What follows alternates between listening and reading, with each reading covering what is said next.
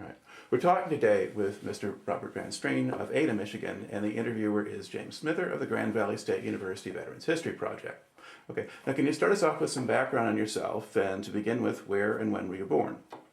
I was born in Grand Rapids, Michigan, October 16th, 1927, Blodgett Hospital. Okay. And did you grow up in Grand Rapids? first 10 years, my dad was a banker and lived in Wyoming Park for 10 years. Then he got the job at the Byron Center. He's cashier at Byron Center Bank. So then we moved to Byron Center, and then I stayed there till I got married. Okay. And did he, was he basically employed through the 30s, or on and off? My or? dad, Yeah. he started the bank in Galewood, Michigan, on Burton and Godfrey right there. He was the first and last banker there, first and last because of the Depression. Okay. They closed the bank down. So. All right. And so then he And then basically... he went through all the Depression, yes. Okay. Now you were, by the time you're kind of old enough to remember stuff, had things kind of settled down a little bit, or was it still tough going for a while? Oh, during the Depression, Yeah. yeah, in the banking, yeah, it was real good. He got a, here he's a educated guy, basically, and in the banking business, he had a good job. He was cashier of that bank, and then they closed it down, and he had to go, he went to work for Kroger store in the produce department, he said. And he went as a cost accountant, and he got the job as cashier at Byron Center Bank. But banks never paid him much money. You know, we were poor. We really were poor. The bank didn't pay nothing. Okay. And how many kids were in your family? There's just 3 boys. I'm the oldest of 3 boys. All right. Now, do you remember hearing about Pearl Harbor? Yes, I do. How did you learn about that? Well, it was a Sunday afternoon. It was a good Dutch family, sort of, and Sunday afternoons we all had to take a nap. My mother woke me up, I remember, and said, "We're at war." Okay. Pearl Harbor. All right. Now, how old were you at that point? Well, let's see. Yeah, about 15 years old. I was a freshman. In high school. Okay, well, you were born 27, you'd be 14, I guess. But Yeah, I got in high school. I was 14. Yeah. okay. All right. So did you figure the war would be over before you were old enough to get into it? I really didn't know. I don't remember really. Okay. How long? Didn't know how serious it was really at that time. No. All right. Now, in your community or your family, what ways did you notice the effects of the war on the home front, whether it was rationing or other kinds of things? Oh, I can remember rationing, sugar and stuff like that, gasoline. Sure, I remember those things. Sure. And did you get involved in any kind of activities like, scrap paper drives or scrap metal collection or any of that kind of stuff? Or Not really that I can remember, to be honest with you. okay. And then once the war started, did you try to follow pretty carefully what was happening, or were you? Oh yes, yeah, sure did. Because in high school, it was drafting boys right out of high school to go to service. Part of my graduating class, I think we lost about 3 or 4 boys. One of the boys who was a year older than us, he got hit in Normandy. So yeah, we followed it real close. We was all worried about it. Okay. I remember. Sure. All right. Now, when did you actually decide to go into the service? When I was a senior in high school, Okay. I knew the war was still going on. The kids in our class were gone, 3 of them. It was when we graduated, there was only about 4 boys. Our class only had 20 kids in graduation in 1945. So basically, did you decide to just go ahead and enlist? And Well, there's 3 of us, 3 of us boys in the same class. We all enlisted at the same time. And I was the only one who went overseas. The other boys had stateside duty. okay. We got split up. Now, when you decided to enlist, what was the motivation for that? Or why enlist if you were going to get drafted anyway?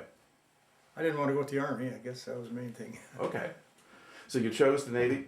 Yes. Okay. And why did you choose the Navy? I don't know, really, because I couldn't swim worth a darn. Never can. But I went in the Navy, and I did pass my swimming thing, finally. All right. Okay. So when did you actually start training? In September. Okay, I September was called in 45. September, yeah. Okay, so 1945. 45 in September. Finally, we was called. I was sworn in June, and they said, well, you'll get called. Well, we didn't get called. We get into wonder. So. Now, once, of course, the war ended, between the time when you surrendered and when you reported, did you think they were going to tell you to just forget the whole thing, or? No, they said we was in for a good 2 years. Okay. They said we was in at least for 2 years at the time.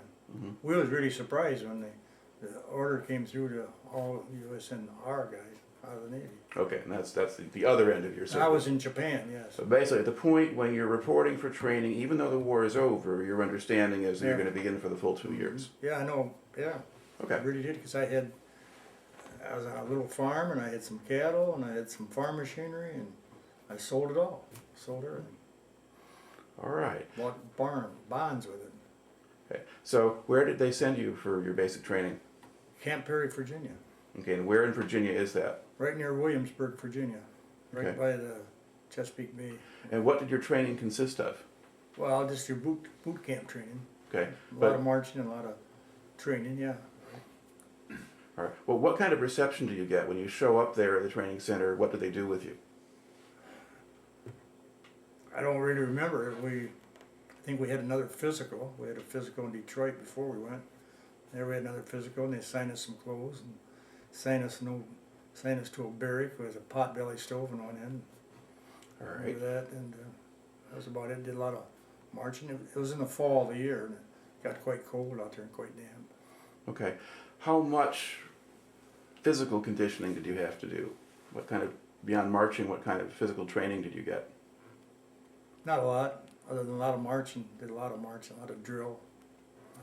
We went to some classroom too, you know.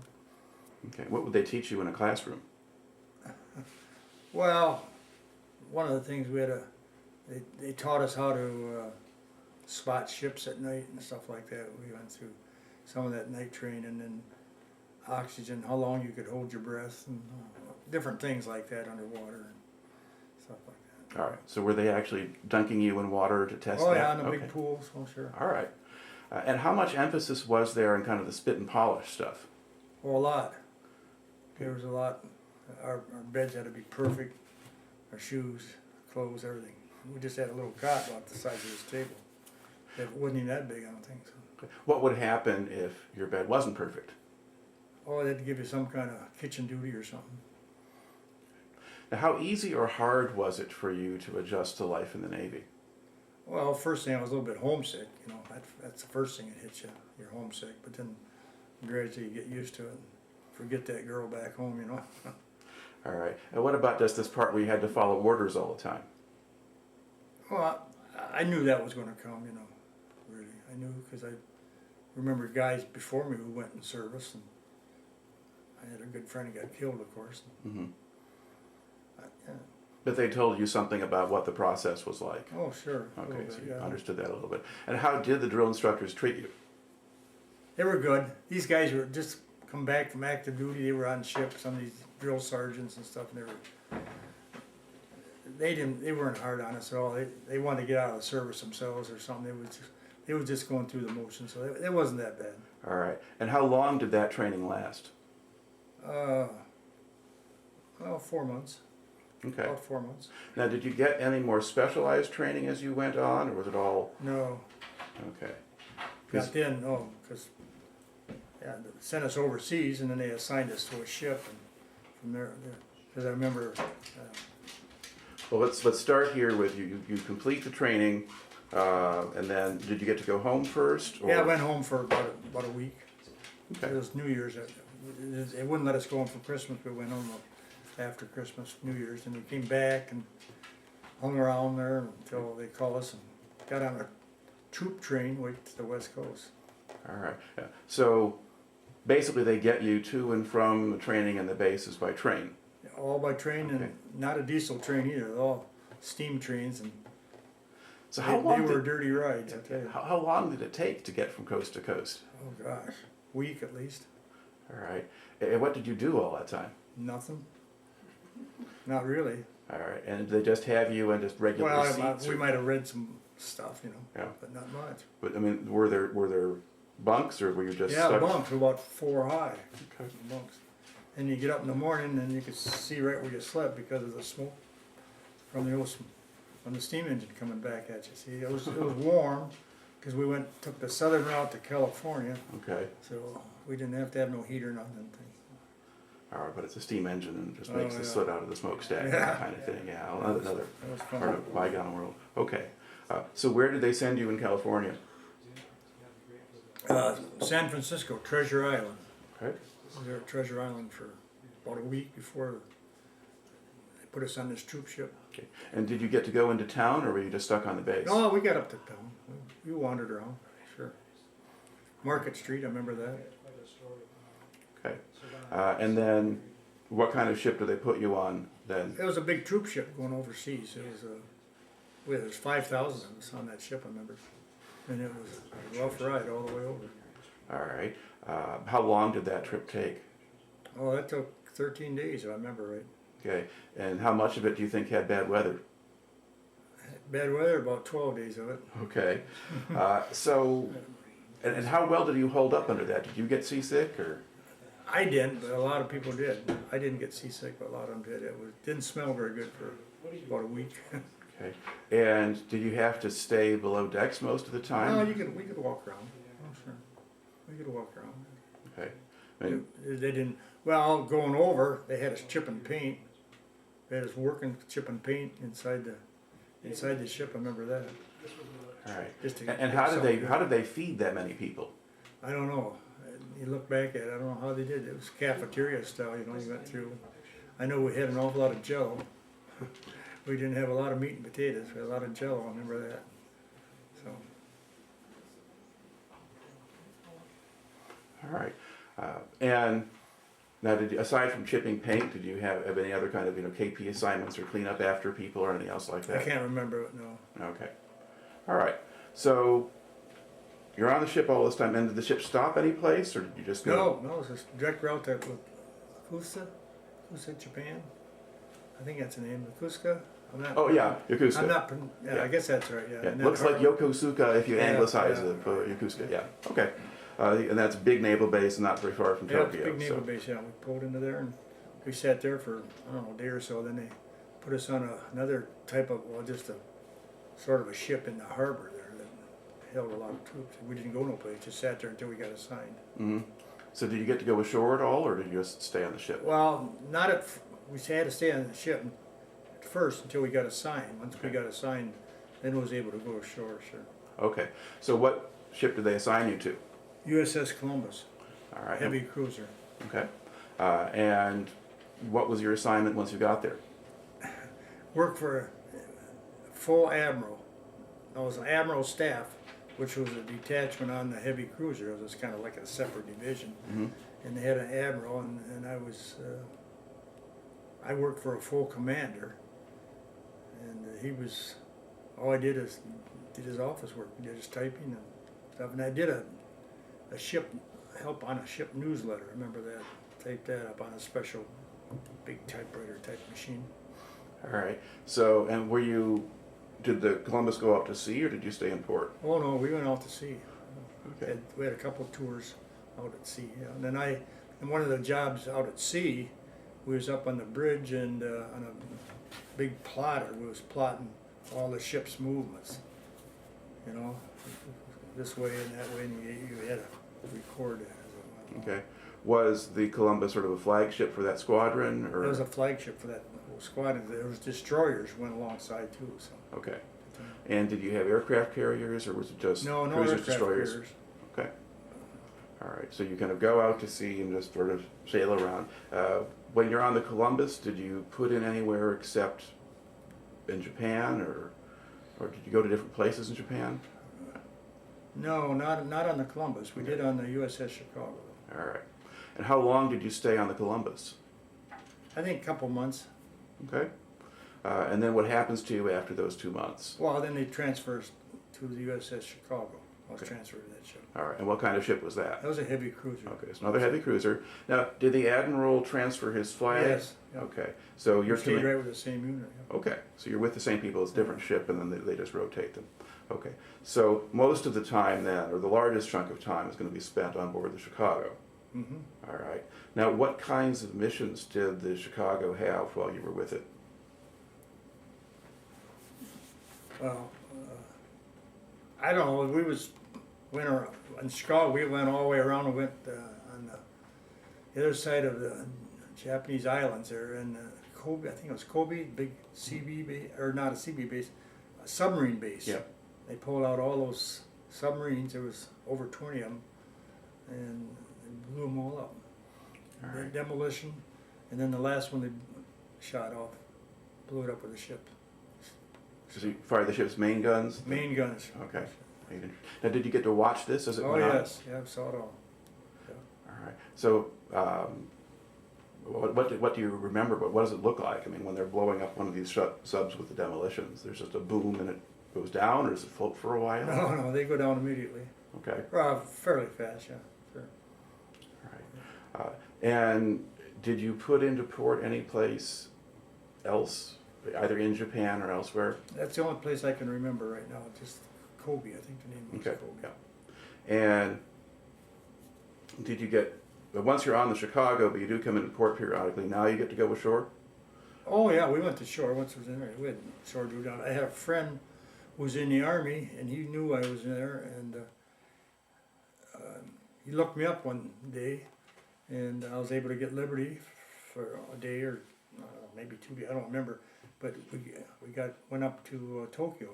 I saw MacArthur while I was there, and Japan was flat after the bombing, after the war, flat as this table. It was flat. But the railroads were it was getting the railroads all back together. So we got on a train and went to Tokyo and a couple other places too. And I did see Nagasaki is where the big A-bomb was dropped. Okay. And Nagasaki is all the way on Kyushu on the southern island, and Hiroshima is on the same island as Tokyo. So if you've gotten a train from, I saw one of the two. if you got on a train, Yeah. then you probably went to Hiroshima. Okay. And what did that look like to you? Oh, it was terrible. That was a terrible sight to see. And what was standing or visible or? Not much. Okay. Pretty flat. Pretty flat. As you're going around in Japan, I mean, how did you know where to go or how to get places? I don't remember other than, I don't know, we all went as a group. Us Okay. just went to a group, and I don't know whether we had, I don't remember that part. We got around and on. I wasn't alone. There was other sailors and Army. There's some Army, because my friend was in the Army, and he took me around too a little bit. We had some time. Okay. And what impression did you have of the Japanese civilian population? They were quite friendly to us. I thought so. You know, of course we took our cigarettes over. I didn't smoke, and we'd have to sneak our cigarettes in our shoes or someplace, and we'd sell them or trade. Get over there and you'd trade with them. Would they search you when you were going off the ship? No. So you said you had to hide them someplace. Had to though. hide them. But why would you have to hide them? We weren't supposed to take them ashore, Okay. if I remember right. Okay. We so- all did, and we just traded for some when we got to shore. All right. And you were just, when you were ashore, you were just with groups and you go do particular things. I mean, would you stay and? No, I don't remember staying any place. No. Okay. It was sightseeing trip. It was all sightseeing. Right. Tokyo's quite an interesting place. I remember that. And we all waited hours to see MacArthur walk out. So how did that work? Would you just wait for him to go into or out of his headquarters? Or? Out of his headquarters in Tokyo, yeah. Okay. And did he make a show of that? No, just saw him. I just got a glimpse. He was walking from the building to his car. All right. Now, while you're over there, you're in the Navy and so forth, and on the ship or in Japan, how much communication did you have with people back home? Oh, we was getting mail fairly regular. It took a while before I got mail coming back and forth. I don't know just how long. Okay, I don't well, remember. If it went Probably by about- sea, at least a couple of weeks probably. Yeah, it was 2 weeks behind us for sure, or not longer. All right. And were you just writing to your parents, or did you have other friends? Oh, to I write had, to? I had a girlfriend. Okay. Not her. But she'll forgive you now. She messed up that romance. All right. Okay. So you're to some extent in touch and so forth. And I guess when you talking about being in Tokyo, were there parts of Tokyo that were still in good shape? Yes, there was. There's part of Tokyo was pretty good shape, yeah. Okay, kind of the area with a lot of the businesses and the Ginza. He was in a, if I remember right, in a huge hotel there or something like that. Okay. So, how long did you wind up staying in the service? Well, I was discharged the later part of August of 1946. Okay, so And, really, and I remember it was the first part of August, we got the notice that we was going to be discharged. And it was on a big troop ship coming back to the States. And we landed in San Diego. The next day after we landed, I think we got on a troop train to Great Lakes Naval Station. And there we were discharged from there. I okay. was there for a few days. Okay. Now, so did you get your notice while you were still on the Chicago, or had you already? No, I was on the Chicago yet. Okay, you're still on the Chicago at that point. Still doing the same old thing. Yeah. And you had explained to me off camera what was going on at that point. Why were these people all being let go? It was being let go because it was USNR and the government, all reservists was kicking them out of the Navy. I mean, they're just having USN people in there, so they was cutting the size of the Navy down quite a bit at that time. Yeah, and so most of the people who would come in for the shorter enlistments and things, and so they have that label of Naval Reserve. Yeah. If you was at that time, if you're going to go in the Navy, you had to sign up for 4 years. I remember that. Okay. It was a 4-year enlistment. Now, did anyone make any effort to encourage you to stay? Yes, the guy I worked for, the commander, he wanted me to stay on. So I don't know whether he got points or whatever, but he talked to me quite a bit about it. Okay. Now, do you have a sense of how long he had been in the Navy already? Oh, yeah, he'd been in the Navy. I would guess he was in the Navy at least 16 years at that time, because he had 12 years at sea, Okay. and he was in Annapolis. So yeah, he was in quite a while. He was quite a guy. Did he tell you much about what he did during the war? He was a commander of a destroyer. He was the top gun on a destroyer, commander of a destroyer, Okay. full commander. And was he in the Atlantic or the Pacific? Did he talk about anything he did, No, or just not that? really. Okay. Not really. I can't remember any, other than he'd been to sea for 12 years. So I think he was in all parts of it. Okay. And so I guess the two of you must have gotten along on some Oh, level. we got along real good, yeah. He was crazy. Well, I mean, do you remember stuff that he did or kind of things about him that kind of stand out in your memory? Do I dare print it down? Yeah, he was quite a woman guy. He liked the ladies. Remember that much about him. He was a good-looking man. I don't know what happened to him after I left. All right. So basically, at times when you were in port, he'd go to ashore and entertain himself, or? I guess, yeah. I guess he had, and at that time they was letting military ladies come aboard ship. Okay. Come aboard ship. Oh, And I don't know what happened after that, really. well, you said military ladies. You mean like waves? Yes. Okay. So he might be a womanizer among Americans as opposed to Japanese. Oh, I don't think he ever messed around with Japanese. Okay. Because when I was in Japan, the disease was terrible. The disease was terrible, venereal disease.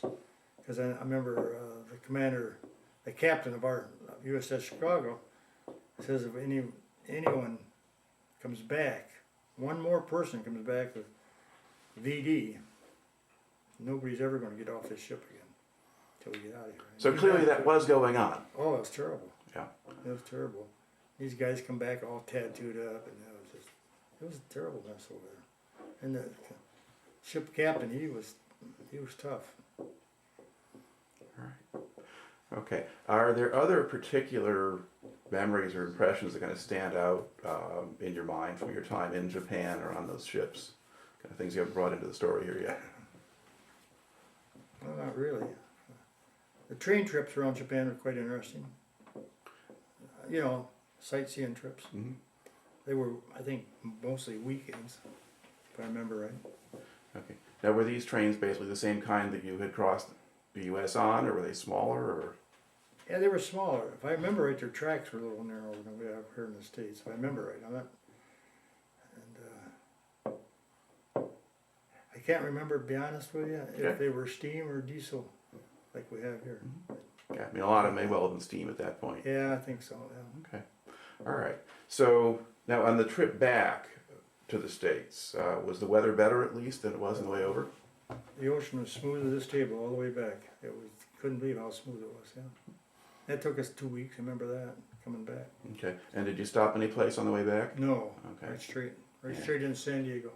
All right. And then back out to Great Lakes and then discharge when you get home. Mhm. Okay. So once you got back home, then what did you do? I bought a truck. I didn't know what I was gonna do. I had a truck and, I always liked trucking, I always had it in the back of my head, I wanted to buy a truck, so I bought a truck. And I bought a guy's milk route, picking up cans at farmers. Back in those days, there was cows in everybody's barn. I was picking up milk and taking it to Jamestown, Michigan, to a condenser over there. So I had that route for 4 years after that. Okay. And what did you do after that? Well, then I bought another route. I did haul milk for 20 years about. Okay.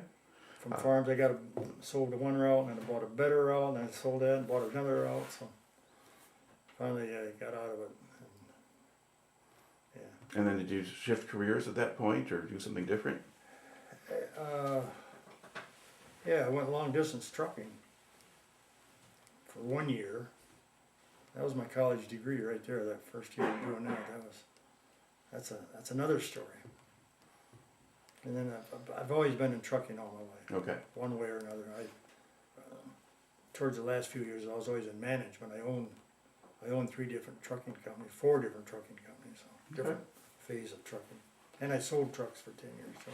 All right. Now, when you went out of the military, did you sign on for the reserves at that point, or? Yeah, we was automatically in the reserves Okay. for 20 years. I never had to go to any training. Right. Automatically, that was about a 20-year deal. Okay. And then when the Korean War started, what did you think might happen? Well, I thought I was going to get called back in because I didn't have quite a year in. So what was your plan at that point? Well, I was going to go. At that time, I had a choice. I could have get drafted back in, or somehow, because I didn't have quite a year in, and it was taking guys back in. And I wanted to go to the Air Force. And I was all signed up for the Air Force. And I was working for the boarding company. I was trucking for the boarding company, and they wrote a deferment for me. Okay. Well, it was partly their doings too, you know. They needed me, I needed them, sort of. So it was my living. Okay. And then why the Air Force? After I got out of the service, instead of going to college like I probably should have, I didn't. I learned how to fly. And that's how I wanted to go to the Air Force. I learned how to fly, I had a private pilot's license, and I learned how to fly. So then I thought, well, I'll go to the Air Force. I don't know if I'd ever fly it, but at least I'd doing something I was a little bit familiar with. Right. Okay. But in the end, that didn't have to come to pass. And No, so it didn't that come to kind pass, of no. went out there. All right. Well, to look back at the time that you spent in the Navy, how do you think that affected you, or what did you learn from the experience? I don't know. It was good training, good discipline training. It really was. I didn't want to go back in. Not too bad. I didn't want to really go back to sea. I didn't care about that much. So I just wanted to try something. If I had to go back in, I wanted to go to the Air Force and see that. So, but it was good training. I've never been sorry I was in the service. Of course, I was never shot at either. Yeah, that's some ways a better way of doing it, maybe. But, okay. All right. Well, thank you very much for taking the time to share your story today. Okay, appreciate it. All right. Yeah.